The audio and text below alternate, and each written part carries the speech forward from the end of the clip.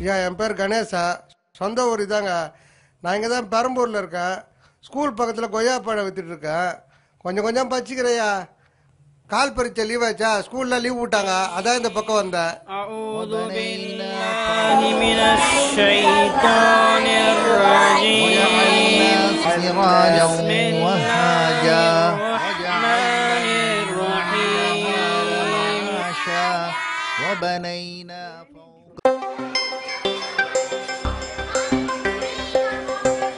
கொய்யாப்பழம் கொய்யாப்பழம் கொய்யாப்பழம்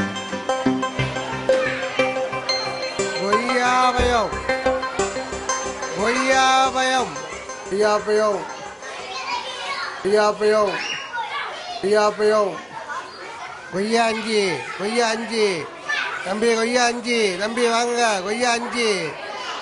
ஒரு பழம் எவ்வளோ ரூபா? ஒரு பழம் 5 ரூபாய். 2 பழம் ஏடா ஒரு பழம் 5 ரூபாய், 2 பழம் 10 ரூபா. தெரியும். ஒரு பழம் 5 ரூபா, 2 பழம் 10 ரூபா, 3 பழம் 15 ரூபா, 2 பழத்தை 8 ரூபாய்க்கு தருவீங்களா? வேற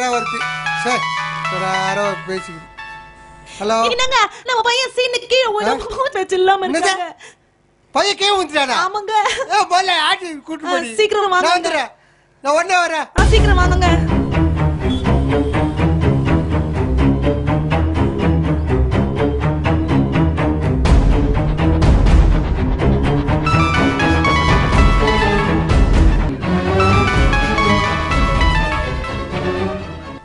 நல்லா இருக்கறாங்க. எங்க இருந்து விழுந்தா? கட்டில்ல இருந்து கீழே விழுந்துட்டாங்க. குழந்தைக்கு ஒண்ணு ஆகலையா? இல்லங்க, குழந்தைக்கு ஒண்ணும் ஆகல. குழந்தை நல்லா இருக்கறாங்க. ஒண்ணும் இல்லல்ல? இல்லங்க, ஒண்ணும் இல்லல்ல. மூச்சு வந்துருச்சு இப்ப. நல்லா இருக்கறானா? நல்லா இருக்கறாங்க. நான் வீட்டுக்கு வரேன். வேணாங்க, வியாபாரத்தை முடிச்சிட்டு சாயங்காலமா வாங்க. என்ன எப்படி பார்க்க முடியும்? வியாபாரத்தை எப்படி கவனிக்க முடியும்? சைக்கிளே இருக்கா என்னன்னு தெரியல. இனிமே போய் பார்த்தாதான் தெரியும். சரி போய் பாருங்க. போ, என்ன ஆச்சா போய் பாக்குற கடைசியா. சாயங்காலம் சீக்கிரம் வீட்டுக்கு வந்துருங்க.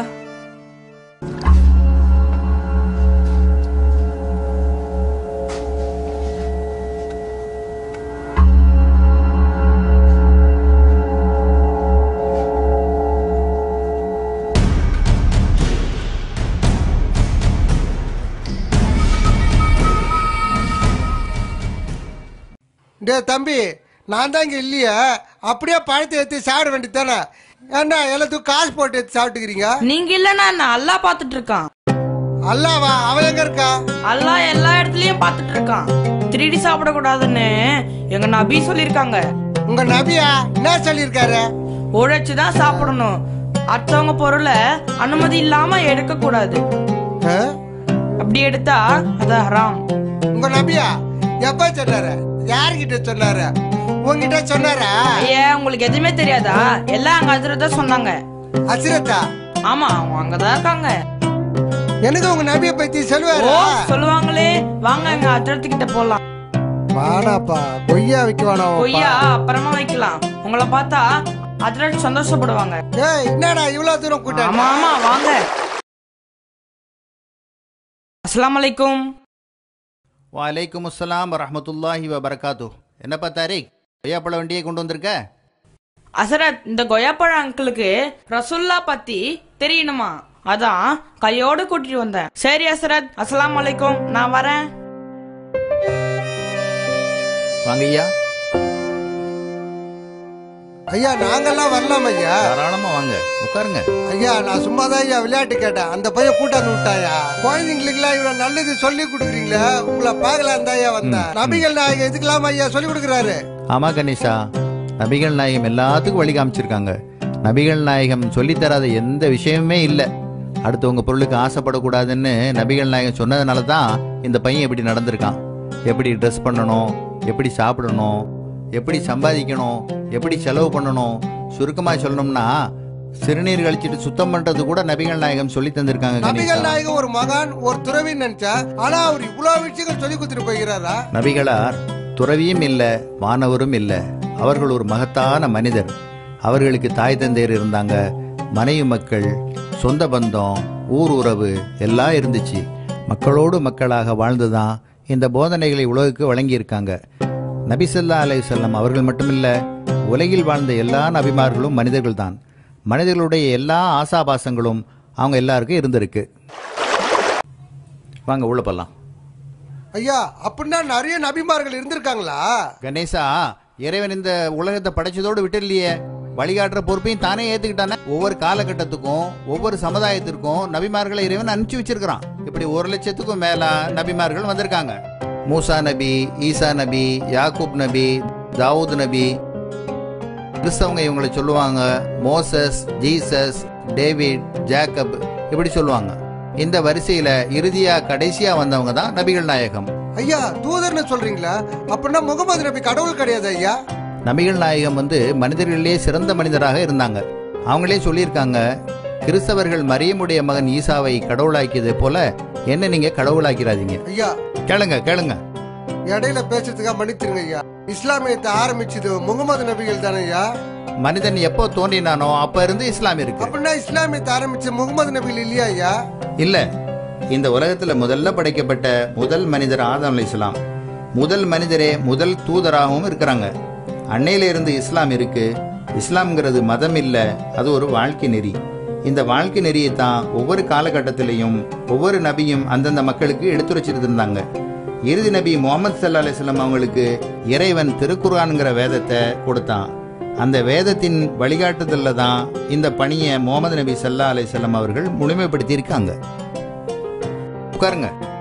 அப்படின்னா குர்ஆன்றது நபிகள் நாயகம் எழுதின புத்தகம் இல்லையா ஐயா? குர்ஆன் இறைவனால இறை தூதர் முகமது நபி ஸல்லல்லாஹு அலைஹி வஸல்லம் அவங்களுக்கு அருளப்பட்டது. குர்ஆன் அரபியர்களுக்கோ முஸ்லிம்களுக்கோ மட்டுமோ சொந்தமானதல்ல, உலக மக்கள் அனைவருக்கும் வழிகாட்டியா இருக்கு. நீங்க சொல்றதுலாம் புதுசு புதுசா இருக்கு. குர்ஆன்ல எங்களுக்கு கூட வழிகாட்டல் இருக்குதா ஐயா? ஓ, நிச்சயமா. குர்ஆன் உலக மக்கள் அனைவருக்கும் ஒரு நல்ல உபதேசம்னு குர்ஆனே தன்னை பத்தி சொல்லுது. அது மட்டும் இல்லாம குர்ஆனின் பல வசனங்கள் ஓ மனிதர்களேன்னு திருக்குர்ஆன் சொல்கிறது. அது மட்டும் இல்லாம நபிகள் நாயகம் ஸல்லல்லாஹு அலைஹி வஸல்லம் அவங்க முஸ்லிம்களுக்கு மட்டும் நபியா வந்தவங்க இல்ல, உலகத்தில் உள்ள எல்லா மக்களுக்கும் நபியா வந்தவங்க. ஐயா, சொன்னா தப்பா நினைக்க மாட்டீங்களா? ஏன் தப்பா நினைக்க போறேன்? நீங்க கேட்காம இருந்தாதான் தப்பா நினைப்பேன். அப்படின்னா நாங்களும் குர்ஆன் படிக்கலாமா? தாராளமா படிக்கலாம். நானே உங்களுக்கு ஒரு குர்ஆனை கிஃப்ட் பண்ணலாம்னு இருக்கிறேன். ஐயா, எனக்கு இன்னும் ஒரு சந்தேகம் ஐயா. நபிகள் நாயகம் இறந்து ஒரு 200-300 வருஷம் இருக்குமா ஐயா?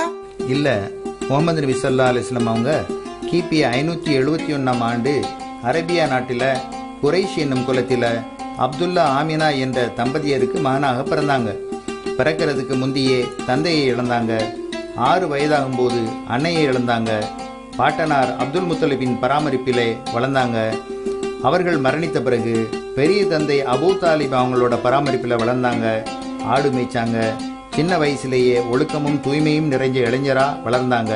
எல்லாருக்கும் நம்பிக்கைக்கு உரியவராகவும் உண்மையாளராகவும் திகழ்ந்தாங்க. 25ஆம் வயதில் தன்னை விட 15 வயது மூத்த 40 வயதான 4 குழந்தைக்கு தாயாக இருந்த கதிஜா என்னும் விதவையை மணமுடித்தாங்க. 40 வயது வரை அவங்க நபி இல்ல.